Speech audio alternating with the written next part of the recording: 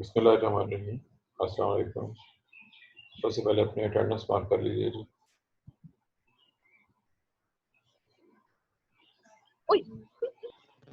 और अगर किसी का कोई क्वेश्चन है तो आप क्वेश्चन पूछ सकते हैं। If you have any question you can ask questions.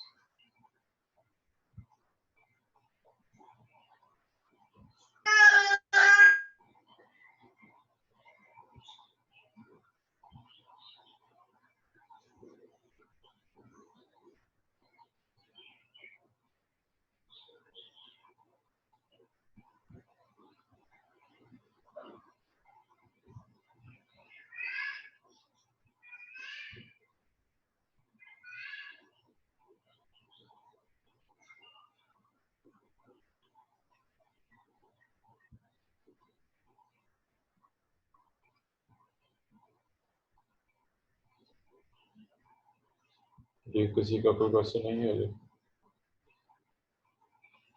चलिए, कल आपको जो टॉपिक दिया गया था डिस्कशन करने के लिए वो कंप्लीट हो गया आपके हाल में? कोई इसमें प्रॉब्लम तो नहीं है कहीं पे?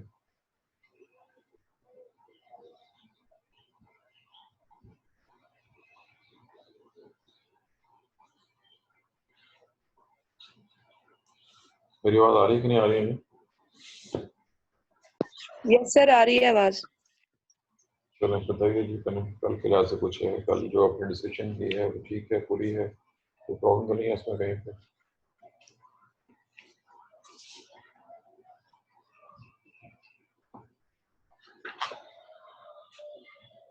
नो रिस्पॉन्स करने जी, किसी को कोई प्रॉब्लम नहीं है? टॉपिक कंप्लीट हो गया होगा।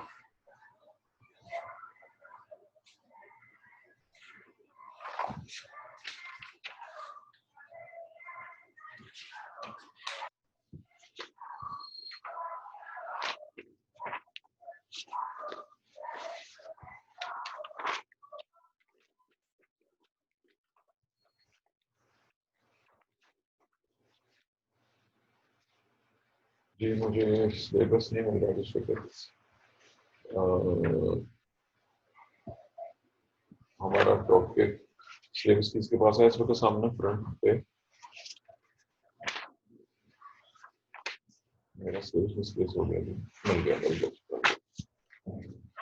जी हमारा चैप्टर चल रहा था फोटोसिंथेसिस और हमने डार्क एशन कैल्विन साइकिल। लास्ट टाइम मैंने इसकी डिस्क्रिप्शन कंप्लीट की थी, डिस्कशन आ गई थी और वो आपको दी थी कि आप बैठ के करें इसको। और आप लोगों की तरफ से किसी सवाल पे आने का मतलब ये है कि आप लोग उसको मुकम्मल डिस्कस कर चुके हैं, उसमें किसी किस्म की कोई प्रॉब्लम आप फेस नहीं कर रहे।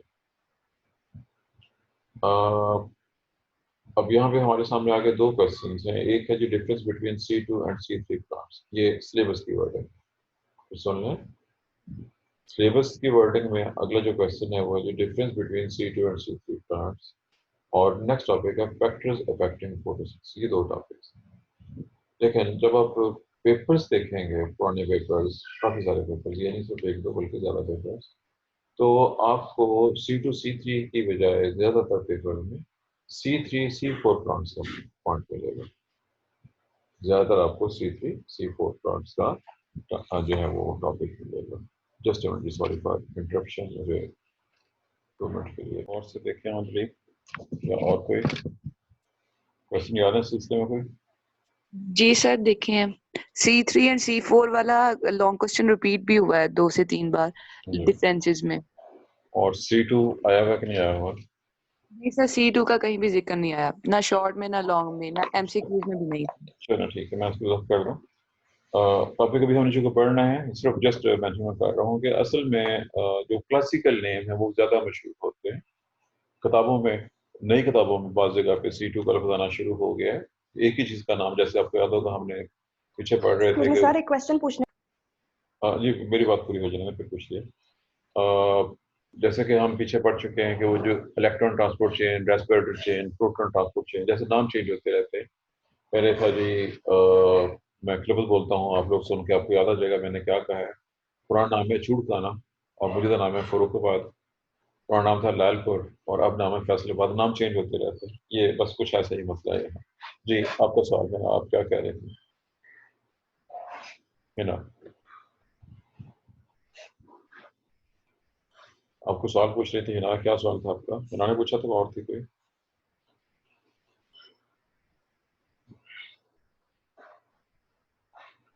जी सर मैं पूछ रही थी कि ये जो रिएक्शन है क्या ये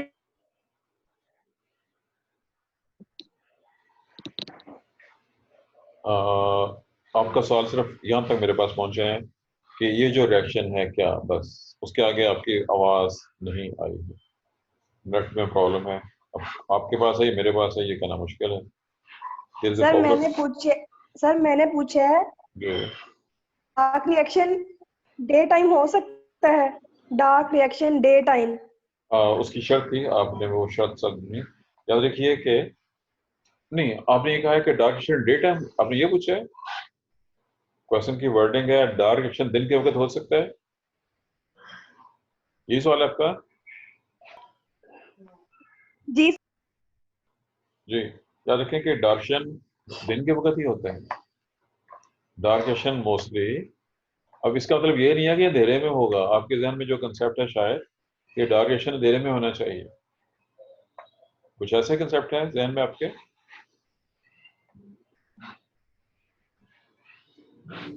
ये सर सब यही पूछा मैंने।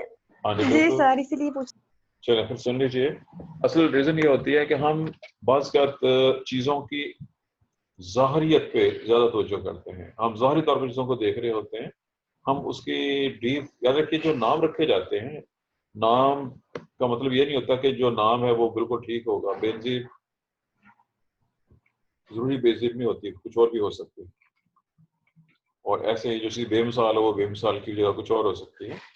स्वाए एक हमारे उर्दू के राइटर थे बहुत पुराने, उनके किरदार इसमें बामुसम्मा होते थे। अगर किसी को लिटरेचर से इंटरेस्ट रही है, मैं एक नाम ले रहा हूँ, शायद किसी को नाम याद आ जाए। मिर्जा ज़ाहरदार बेग, ये करेक्टर आपने कहीं किसी पढ़ा हुआ है किसी ने? मिर्जा ज़ाहरदार बेग का करेक्टर किसी ने पढ़ा हो कहीं पे किसी उर्दू कहानी के अंदर? सर नहीं पढ़ा। ये कैसे हो सकता है? आप लोग उर्दू इंटर लेवल तक पढ़ के आए हुए हैं और उसमें उर्दू के बहुत ही मशहूर राइटर।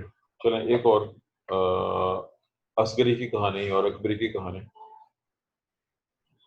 यस सर, ये पढ़ी। बढ़िया। ये दोनों किरदार जो मैंने नाम लिए हैं तीनों, ये एक ही राइटर के हैं। बहरहाल उस राइटर की खासियत ये थी कि उसके तमाम किरदार इसमें बाबुसम्मा, जो नाम होता था वैसे ही उसका कैरेक्टर होता था। लेकिन हमारे यहाँ जब नाम रखे जाते हैं तो आम बंदा उनमें मिक्सअप, बेजार लगता है जी कि लाइट एक्शन लाइट में होगा, डार्क एक्शन डार्क में होगा, ऐसा नहीं है। बेसिकली दोनों ही रिएक्शन दिन के वक्त हो रहे होते हैं। डिफरेंस ये है कि लाइट रिएक्शन के लिए लाइट का होना शर्त है। लाइट एक्शन सिर्फ लाइट में हो सकता है। लाइट होगी तो वो photo system 2 photo system 1 light को ऑब्जॉर्व करेंगे, electron transport chain, proton transport होगी, पानी टूटेगा, एटीपी बनेगी, एनएडीएच बनेगी। इसके लिए लाइट का होना शर्त है। उसके मुकाबले में डार्क एक्शन को नाम ये इसलिए दिया गया है कि उसके लिए लाइट का होना शर्त नहीं है। उसका मैंने नाम बोला था, आपने स्टेटमेंट पे गौर नहीं किया। रीजन ये है, मेरा ख्याल है आप जैसे मेरा, मैं पहले भी कह चुका हूँ कि मुझे यूं लगता है जब मैं क्लास में पढ़ा रहा था कि जी आप लोग सिर्फ इसको ऑन करते हैं जूम को, और 4-5 को छोड़ के बाकी सब बच्चे जूम को छोड़ के खुद दाम में चले जाते हैं। और यही वजह कि जब मैं क्वेश्चन पूछता हूँ तो आज तक आपकी क्लास में से मेरा टोटल 5 या 6 बच्चे हैं जो क्वेश्चन का जवाब देते हैं या सवाल पूछते हैं। बाकी सारी क्लास उर्दू के मुहावरों में कि उनको सांप सूंघा हुआ होता है। ये मेरी ऑब्जर्वेशन है। अब ये आप भी बता सकते हैं कि मैं क्या कह रहा हूँ, आप क्या करते हैं क्या नहीं करते हैं। आप वाकई क्लास में बैठे होते हैं या ऑन करके तो उनको गायब हो जाते हैं? जी दोबारा सुनिएगा, मैंने बिल्कुल स्टार्ट के ऊपर लफ्ज बोले थे, आपने नोट नहीं किए हैं। रिकॉर्डिंग मौजूद है, रिकॉर्डिंग चेक कर लीजिए। चूंकि सर मैं, आपकी आवाज बहुत कम आ रही है। हाँ ये भी प्रॉब्लम है जी, प्रॉब्लम प्रॉब्लम प्रॉब्लम। देखिए को फर्क पड़ा भाई, कोई आवाज में फर्क पड़ा है कि नहीं? आवाज में कोई फर्क पड़ा कि नहीं पड़ा? नो सर, कोई फर्क नहीं पड़ा, बहुत कम आ रही है, ना होने के बराबर। हाँ अगर ऐसा है तो फिर ये नेट की सर प्रॉब्लम बिल्कुल ठीक आ रही है। नहीं। अब बल ये अब चूंकि 2 डिफरेंट जवाब आ गए हैं जी। सर बिल्कुल ठीक आ रही है। नहीं आ रही। मेरा ख्याल में दोनों पॉसिबिलिटीज हैं जी कि नेट में चूंकि प्रॉब्लम होती रहती है, फ्लक्चुएशन होती है, और वो किसी के पास भी हो सकती है, मेरे पास भी हो सकती है, आपके पास भी हो सकती है, तो किसी वक्त भी ऐसा हो सकता है आवाज़ गायब हो जाए। अगर मेजॉरिटी के पास ऐसा हो कि मेरी आवाज़ ना आई हो, तो फिर जैसे अब वो किसी ने सॉल्व किया, मैंने कहा था जी आपकी आवाज़ नहीं आई है, वो इंडिविजुअल मसला था, लेकिन अगर मेरी आवाज़ ना आ रही हो तो फिर आप ज़रा के 3-4 बच्चे अगर बताएं कि आवाज़ नहीं आ रही है, तो फिर डेफिनेटली इसका यही मतलब होगा कि यहाँ पे प्रॉब्लम है। और नेट की प्रॉब्लम हमारे बहुत कॉमन है जी, ये तो ऐसे ही रहेगी, इसका तो कोई हल नहीं है हमारे पास। चलें, बहरहाल जो हमारा टॉपिक चल रहा है, ये टॉपिक है, सॉरी मेरी बात दरमियान में गायब हो गई, मुझे खुद याद रह गया, हम डिस्कस क्या कर रहे थे इस वक्त। हाँ, लाइट एक्शन डॉट, जी बिल्कुल, जी जी जी, आपकी आवाज़ भी बंद हो गई है। जो ही मैंने क्वेश्चन किया था कि डार्क रिएक्शन जो है वो लाइट की मौजूदगी में भी हो सकता है, तो हमारा जो कंसेप्ट था वो ये था कि जो पढ़ा था वो ये था कि दिन के वक्त वो एटीपी बनाते हैं और रात को भी उसे यूटिलाइज करके डार्क रिएक्शन हो जाता है। तो चलो मैं इसका जवाब दूंगा अभी, चूंकि मैं उसी की तरफ ही चल रहा हूँ। मैंने स्टार्ट यहाँ से किया कि मैंने बिल्कुल टॉपिक के स्टार्ट पे लफ्ज़ बयान कर दिए थे, वीडियोस जो कि मैंने अपलोड किए हैं, आप वहाँ से दोबारा चेक कर सकते हैं कि लाइट रिएक्शन का जो दूसरा नाम है वो लाइट डिपेंडेंट रिएक्शन, और डार्क रिएक्शन का दूसरा नाम है लाइट इंडिपेंडेंट रिएक्शन। ये सिर्फ इस हद तक है कि लाइट रिएक्शन के लिए लाइट का होना शर्त है, डार्क रिएक्शन के लिए डायरेक्टली लाइट का मौजूद होना, कि लाइट है या नहीं है, उसको इससे फर्क नहीं पड़ता है। सिर्फ ये कहना कि लाइट का ना होना शुरू करके सुन लीजिए, लाइट है या लाइट नहीं है, डार्क रिएक्शन को इससे कोई फर्क नहीं पड़ता। उसको फर्क किससे पड़ता है? उसको एटीपी चाहिए, उसको एनएडीपीएच चाहिए, उसको CO2 चाहिए, उसको वाटर चाहिए। अगर ये चीज़ें मौजूद हैं तो उसको फर्क नहीं पड़ता है कि बाहर रोशनी है या अंधेरा है। अगर ये चीज़ें मौजूद हैं तो वो काम करता रहेगा। याद रखिए कि शाम के टाइम पे जब लाइट कम हो चुकी होती है, जब तक ये चीज़ें अवेलेबल हैं तो फोर्सेस होती रहेगी, लेकिन ज़ाहिर है कि कुछ देर बाद एटीपी ज़्यादा देर तक स्टोर नहीं हो सकती। एटीपी प्लांट सेल में ज़्यादा देर तक स्टोर नहीं हो सकती है। रिजल्ट क्या निकलेगा कि जब जैसे जैसे लाइट कम होती जा रही है, आखिरकार एक स्टेज आएगी कि एटीपी पैदा होना बिल्कुल बंद हो चुकी होगी, जो पैदा हुई है वो सारी यूज हो जाएगी, क्योंकि ज़्यादा देर स्टोर नहीं हो सकती है, चुनांचे अंधेरे में फिर डार्क रिएक्शन नहीं हो सकते। लेकिन अगर आप रात के वक्त खुद पौधे को यही चीज़ें प्रोवाइड करते हैं, यानी एटीपी और एनएडीपीएच, CO2 और वाटर, तो फिर रात के वक्त ये प्रोसेस पॉसिबल है, लेकिन वो एक्सपेरिमेंटल होगा। नेचुरल कंडीशन में रात को फिर ऐसा नहीं है, तो डार्क रिएक्शन का मतलब ये नहीं है तो रात को होता है। एक और लफ्ज़, जो डार्क रिएक्शन है ये लाइट डिपेंडेंट, ये फोटोकेमिकल नहीं है, it is not photochemical reaction, it is thermochemical reaction. और मेरा ख्याल में आपने केमिस्ट्री में लफ्ज़ जरूर पढ़ा हुआ होगा, ये क्या समझते हैं इसको कि नहीं समझते हैं? What is a thermochemical reaction? चलें जी, बहरहाल आपके सवाल का जवाब हो गया जी। किसी का कोई और क्वेश्चन हो तो पूछ सकते हैं। किसी का अगर और कोई क्वेश्चन है तो आप सवाल पूछ सकते हैं जी, मगर ना फिर मैं सर एक ग्लूकोज का मॉलिक्यूल बनाने के लिए ओवरऑल NADPH नहीं, सिर्फ NADPH को भी अगर ATP की फॉर्म में लिखा जाए तो ओवरऑल एनर्जी ATP के कितने मॉलिक्यूल? नहीं बेटा, आपने गड़बड़ कर दी है। इसका मतलब है कि आप लोग सिर्फ चीज़ों की ज़ाहिरियत को देखते हैं, वही बात आ गई ना, आप उनके डीप इनसाइट में नहीं जाते हैं। याद रखिए जो NADPH है वो एज प्रोटॉन कैरियर काम कर रहा है। NADPH provides proton for photosynthesis. Proton mean hydrogen atoms. Proton का मतलब है हाइड्रोजन एटम्स। CO2 और हाइड्रोजन मिलते हैं तो ग्लूकोज यानी कार्बोहाइड्रेट बनता है। अगर आप NADPH नहीं देंगे तो ग्लूकोज कैसे बनेगा? फिर आप ईंटों के बगैर घर कैसे बनाएंगे, ये बता दीजिए।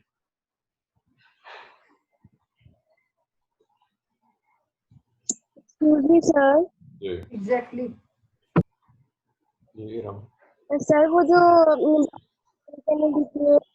के बराबर है वो क्या है? हाँ बेटा, आपका सवाल मुझे क्लियर नहीं हुआ, मुझे समझ नहीं आ रही है आपकी आवाज। के इक्वल होता है, तो सर वो नहीं, क्या वो था? जो इक्वल होता है वो आप मिक्स करके हैं। इसका मतलब है कि आपने सेमेस्टर नंबर 3-4 बायोकेमिस्ट्री आप लोगों ने कब पढ़ी है? ज़ूलॉजी की बायोकेमिस्ट्री आपने कहाँ पढ़ी है? किस सेमेस्टर में पढ़ी है? सर उसमें ये टॉपिक नहीं थे। बेटा ज़ूलॉजी की बायोकेमिस्ट्री में इसी में पढ़े थे लेकिन वो रेस्पिरेशन का टॉपिक मौजूद है। ये कैसे होता है कि ज़ूलॉजी की बायोकेमिस्ट्री में रेस्पिरेशन ना हो? सर पढ़ा नहीं होगा अच्छी तरह, ऐसा हाँ। कुछ होगा।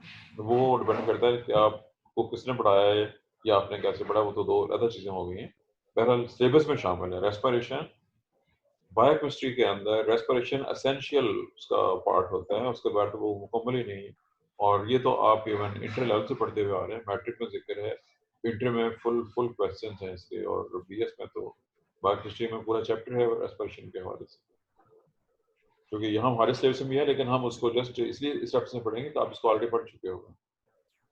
जी इरम, आपका सवाल क्लियर नहीं हुआ, आपकी आवाज क्लियर नहीं थी, अब दोबारा अगर पूछना सर मैं पूछ रही थी कि 8 NADP 3 ATP के बराबर होता है, वो वाली जो बात थी फिर वो यहाँ पे नहीं वैलिड कर सकते? नहीं, आपने अगर फिर 8 NADP नहीं, मसला फिर वही हो गया ना, आप लोग इतनी गड़बड़ कर जाते हैं जिसका साबित कोई नहीं है। उसकी रीजन ये है, आई एम श्योर कि आप लोगों को बिल्कुल भूल चुकी है, जो क्लासिकल इलेक्ट्रॉन ट्रांसपोर्ट चेन है उसमें कॉम्प्लेक्स 1 का नाम याद है किसी को? कॉम्प्लेक्स 1 का नाम पढ़ा हो? मैं देखना चाह रहा हूँ आप लोगों ने कितनी सी पढ़ी हुई है biochemistry. Do you know what is complex 1? अरे ये पता है पढ़ा है, लेकिन ये नहीं पता कि क्या था। चलिए मैं इसका पूरा नाम बोल देता हूँ। इसका दूसरा नाम है NADHQ रिडक्टेज। NADHQ रिडक्टेज, ये उसका मुतबादल नेम है कॉम्प्लेक्स 1 का। और ये वो कॉम्प्लेक्स है जो NADH को ब्रेक करके उसको ब्रेक करता है, उसकी एनर्जी को यूटिलाइज करता है और एटीपी बनाता है। एक NADH से 3 ATP के मॉलिक्यूल हासिल होते हैं। अब मेरी बात दोबारा गौर से सुनिएगा, मैंने वर्डिंग क्या इस्तेमाल किया है? एक NADH से ATP के 3 मॉलिक्यूल हासिल होते हैं, ये मेरी वर्डिंग। आपने ये कहा था कि एक NADH 3 ATP के बराबर होता है। इन दोनों में बहुत फर्क है, इन दोनों स्टेटमेंट में बहुत फर्क है। मेरी वर्डिंग है कि एक NADH से 3 ATP हासिल होते हैं इलेक्ट्रॉन ट्रांसपोर्ट चेन में। आपने जो दो लोगों ने ये पॉइंट उठाया था, आपकी वर्डिंग ये थी कि NADPH जो है 3 ATP के बराबर।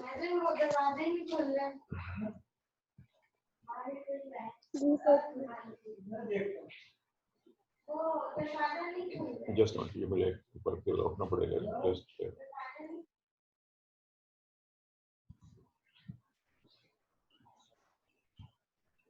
ये निताशा आपने हैंड रेस किया हुआ है, आप पूछना है कुछ?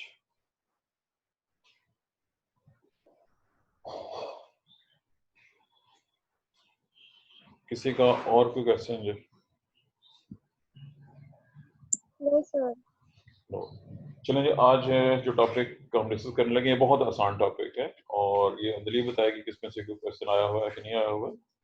फैक्टर्स अफेक्टिंग फोटोसिंथेसिस, सिलेबस के लिहाज से वो सिर्फ इतना पॉइंट था कि फैक्टर्स, लेकिन याद रखिए कि ये जो फैक्टर्स अफेक्ट करते हैं फोटोसिंथेसिस को, वो स्पेसिफिकली उसके रेट को अफेक्ट करते हैं। अब यहाँ पे इसमें एक और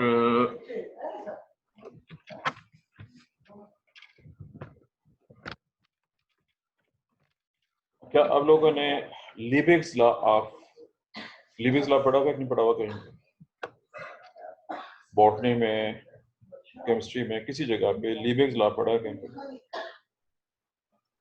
सर लिविंग्स लॉ के लेविस लॉ? लीबिग्स, LEBIGS, कुछ भी की स्पेलिंग है उसके। नहीं पढ़ा सर। नहीं सर, नहीं पढ़ा।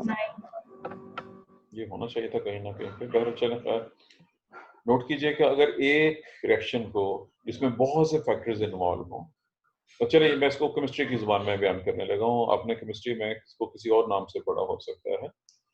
फर्स्ट कीजिए 2-3 चीजें मिलकर रिएक्शन कर रही हैं। आसान सी बात है कि CO2 plus water combine to form glucose, बिल्कुल आसान मैंने इक्वेशन।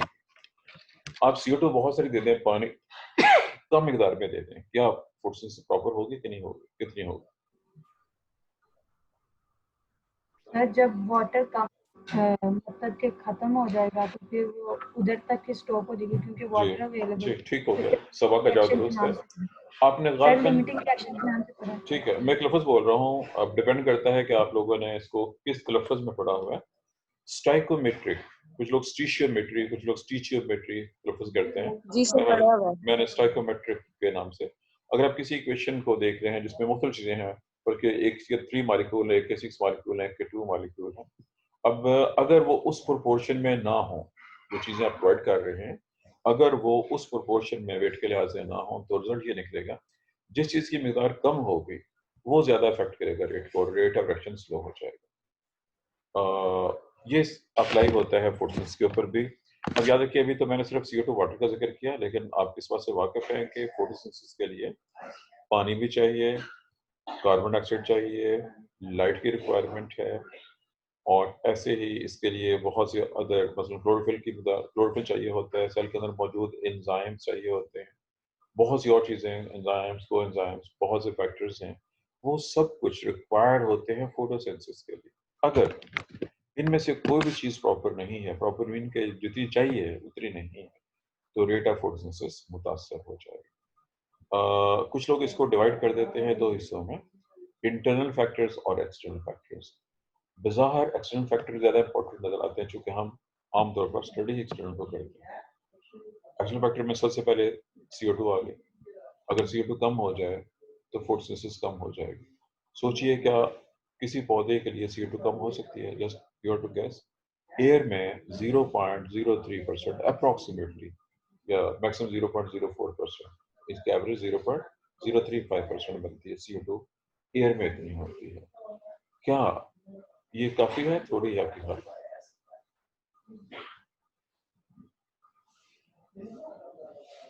जी, कोई आंसर ये के ख्याल में? एयर में 21% ऑक्सीजन। जी जी जी। सर इनफ होगी क्योंकि ज़ाहिर बात इतनी देर से साइकिल चल रहा है, तो इतनी ही इनफ होगी उसके लिए। हाँ चलिए, अब देखिए अंदलीब के जवाब पर गौर कीजिए। अंदलीब का जवाब लॉजिकल है। आई एम नॉट श्योर किसने ये पढ़ा हुआ है, लेकिन उसने सिर्फ एक चीज को सामने रखते हुए, उसको इस्तेमाल करते हुए लॉजिक आंसर दिया है कि चूंकि इतने अरसे से CO2 बहुत कम है और फोटोसिंथेसिस हो रही है, इसका मतलब है कि इतनी फोटोसिंथेसिस से गुजारा हो जाता है। पौधे इस एयर में से जो बहुत थोड़ी सी CO2 है उसको एब्जॉर्ब करते हैं, और फोटोसिंथेसिस कर रहे हैं। दूसरे लफ्ज़ों में ये कह लीजिए कि CO2 की रिक्वायरमेंट बहुत थोड़ी है, वो जो 0.03% है, it is more than enough for plants, it is more than enough. इसका मतलब है ये लिमिटिंग नहीं है पौधे। नंबर 2 पे वाटर। आप किसी पौधे को पानी देना बंद कर दें, देखें क्या रिजल्ट निकले। याद रखिए कि पानी ना सिर्फ फोटोसिंथेसिस में इस्तेमाल होता है, पानी पौधे के बहुत से और रिएक्शन में भी इस्तेमाल हो रहा है, और बहुत सा पानी पौधे ट्रांसफर भी। अगर ट्रांसपरेशन नहीं होगी, सुन लीजिए, अगर ट्रांसपरेशन नहीं होगी तो पानी नीचे से, अब हम असेंड ऑफ पढ़ चुके हैं, पानी पत्तों तक नहीं पहुंचेगा। इसका मतलब है जो ट्रांसपरेशन हो रही है, पौधे को बहुत सा पानी मिलेगा तो वो ट्रांसपरेशन करेगा, तो पानी नीचे से ऊपर पत्तों तक पहुंचेगा, फिर फोटोसिंथेसिस उसके लिए। पानी कम हो जाए तो पौधे मुरझा जाते हैं, और उसकी बहुत सी रीजन है, उसमें फोटोसिंथेसिस भी कम हो जाएगी। ये भी इसके साथ रिलेटेड पॉइंट है। ये था जी जनरल, बहुत छोटी मैंने दो चीजें डिस्कस की हैं अभी। नंबर 3 पे लाइट पे आज, ये बहुत ही इंटरेस्टिंग। आई एम श्योर आप लोग बेसिक जो यूनिट्स हैं सिस्टम इंटरनेशनल के, उनसे वाकिफ हैं कि नहीं? तो बताना चाहेंगे कि सिस्टम इंटरनेशनल के बेसिक यूनिट कौन कौन से हैं? दोबारा ये 7 यूनिट्स है जी, अंदलीब का जवाब दुरुस्त है, 7 यूनिट्स हैं। इनमें से किसका ताल्लुक लाइट के साथ है? उन 7 में से कोई लाइट वाला है? Yes sir, intensity of light वाला एक है। उसका नाम बताना है। आपका जवाब बिल्कुल ठीक है, बल्कि दोनों जवाब ठीक हो गए आपके। उसका नाम बता देना है, तो 3 जवाब ठीक हो जाएंगे आपके। सोचना पड़ेगा। और कोई जी क्लास में से? Anyone having thinking power and retention power? चलें, पाकिस्तान और लोड शेडिंग, और लोड शेडिंग के साथ आपके ज़हन में कोई चीज़ आती हो? सर कंडेला। जी बिल्कुल ठीक है जी। इसको तगा स्टार्ट जॉब कहते हैं। कैंडीला बहुत मशहूर यूनिट है सिस्टम इंडस्ट्रियल लाइट इंडस्ट्री के लिए। जिस दौर में मैं पढ़ा हुआ हूँ, मैंने सिस्टम इंडस्ट्रियल से पहले के दौर में पढ़ा हूँ, और उस वक्त ब्रिटिश सिस्टम चल रहा था दुनिया में जो FPS कहलाता है। FPS सिस्टम में इसका जो यूनिट है इंडस्ट्रियल लाइट के लिए वो foot candles, that is foot candles. अब नाम चेंज हो गया है, नाम कैंडीला दिया, दोनों में कुछ फर्क मौजूद है। बहरहाल याद रखिए कि इसके अलावा भी अदर सिस्टम भी हैं दुनिया में और अदर यूनिट्स भी हैं इसके लिए, उससे हमें फर्क नहीं पड़ता है। लेकिन असल चीज़ यही है कि आप लोगों ने एक टॉपिक पढ़ा हुआ है इंटर लेवल के ऊपर, आई एम श्योर ये आपको याद होगा। पॉइंट था what is compensation point, do you remember this? What is compensation point? Yes sir, पढ़ा है। पढ़ा हुआ है, सबने याद है? What is yes dawn? Sir. What is dawn? Sir वो डॉन एंड डस्क टाइम वाला। जी बिल्कुल, वही पूछा। डॉन क्या होता है? जब सूरज निकलता है, तुलू होता है, तुलू का टाइम। चले और कोई जवाब जी, अंदलीप के अलावा और कोई जवाब? What is don? टाइम की बात हो रही है। और दूसरा सवाल है व्हाट इज डस्क? ये इंटरव्यू का क्वेश्चन है। फिर हम डॉन जब तुलू होता है, डस्ट जब गुरूब होता है। यहाँ अगर एक और बात भी है, डॉन का वो टाइम है जब CO2 जो है प्लांट लेना शुरू कर देता है, अपटेक जो है चलो CO2 की, वो डॉन का टाइम जी, होता है। और कोई जवाब जी क्लास में से? और किसी का कोई और जवाब? अंदलीप के 2 जवाब हो गए हैं एक ही सवाल में। सर डॉन और डस्क में शायद इस दोनों रेट में ये सुना पढ़ा हुआ था कि रेट ऑफ फोटोसिंथेसिस और रिस्पिरेशन जो है वो नहीं, इक्वल।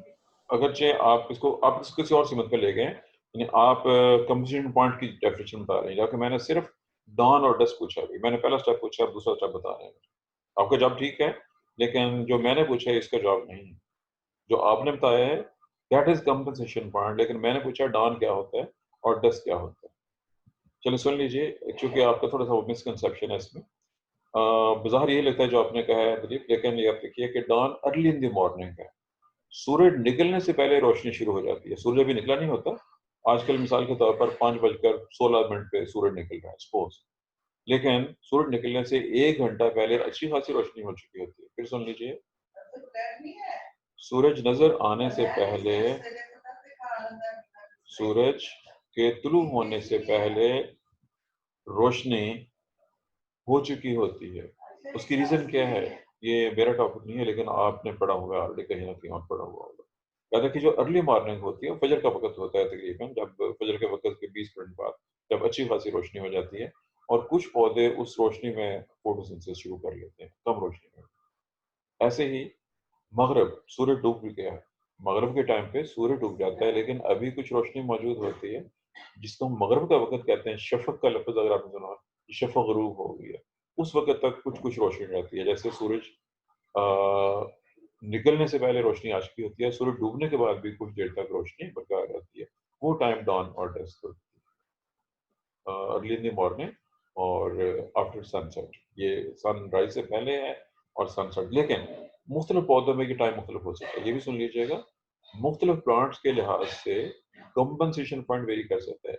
जिन पौधों की लाइट रिक्वायरमेंट कम है वो बहुत अर्ली कंपनसेशन पॉइंट हो जाएगा, जिनकी लाइट रिक्वायरमेंट ज़्यादा है वो सूरज निकलने के काफ़ी देर बाद जाके कंपनसेशन पॉइंट आएगा।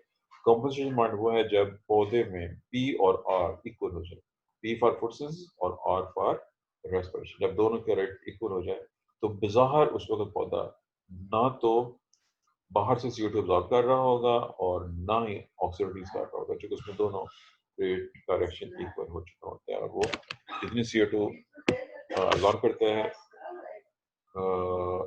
उसमें फोर्सेस में उतनी ही वो रिलीज कर रहा होता है। जब थोड़ी रोशनी ज़्यादा हो जाएगी तो फिर रेट ऑफ फोर्सेस ज़्यादा हो जाएगा, रेस्पिरेशन कम हो जाएगा। देखिए कैसा, ये था जी डॉन। अब इसमें खुद क्लियर हो गया, लेकिन ये याद रखना है हमेशा डिफरेंट प्लांट्स के लिए लाइट की रिक्वायरमेंट डिफरेंट है। लेकिन सूरज निकलने के कुछ टाइम के बाद हम अपने इलाके की बात कर रहे हैं, तमाम पौधों में फोटोसिंथेसिस हो रही थी। लेकिन अगर आप बहुत ठंडे इलाकों में चले जाएं, वहाँ पे ज़्यादा पौधे ऐसे होंगे जो कम रोशनी में गुजारा कर सकते हैं, लेकिन ट्रॉपिकल रीजन में ज़्यादा पौधे ऐसे होंगे जो ज़्यादा रोशनी ज़ाहिर रिक्वायर करते हैं, उनको ज़्यादा रोशनी चाहिए होती है। यही वजह है कि अगर आप चाहें कि आप खजूर के पौधे को अलास्का में ग्रो कर लें तो ऐसा पॉसिबल नहीं हो सकता। ये था जी लाइट के रेफरेंस से। लाइट बहुत बड़ा लिमिटिंग रिएक्टेंट है और ज़ाहिर है कि ज़मीन में मुख्तलिफ जगहों पे और कुछ जगहों पे ये अपनी जगह पे मौजूद है। ये हो गए 3 पॉइंट हमारे हो गए डिस्कस। CO2 हो गया, वाटर हो गया और लाइट, ये 3 चीजें हो गई।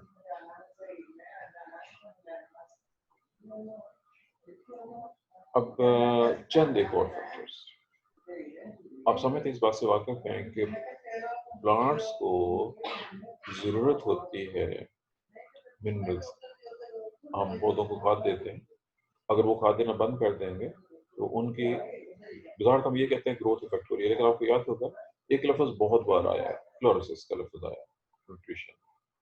अगर नाइट्रोजन कम हो जाए तब भी हो सकती है, आयरन कम हो जाए तब भी हो सकती है, और भी हम इसके दिन पढ़ चुके हैं।